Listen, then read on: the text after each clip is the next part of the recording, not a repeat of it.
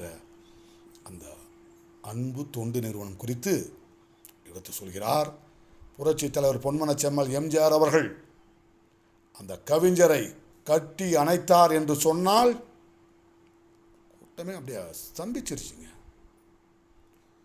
மற்றவர்கள் முகம் சுளித்து குடும்ப உறுப்பினர்கள் ஒதுக்கி வைக்கின்ற நிலையில் உள்ள அந்த தொழுநோயாளிகளுக்காக தன் வாழ்வை அர்ப்பணித்துக் கொண்ட கவிஞர் சுந்தரபாரதி அவர் ஒரு தொழுநோயாளி என்பதை எல்லாம் பொருட்டாவே தலைவர் எடுத்துக்கலைங்க.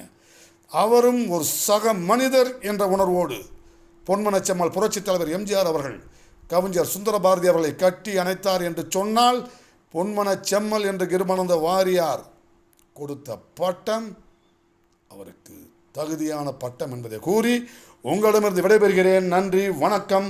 வாழ்க தமிழ், வெல்லட்டும் தமிழ், வெல்லட்டும் அனைத்து இந்திய அண்ணா திராவிட முன்னேற்ற கழகம்.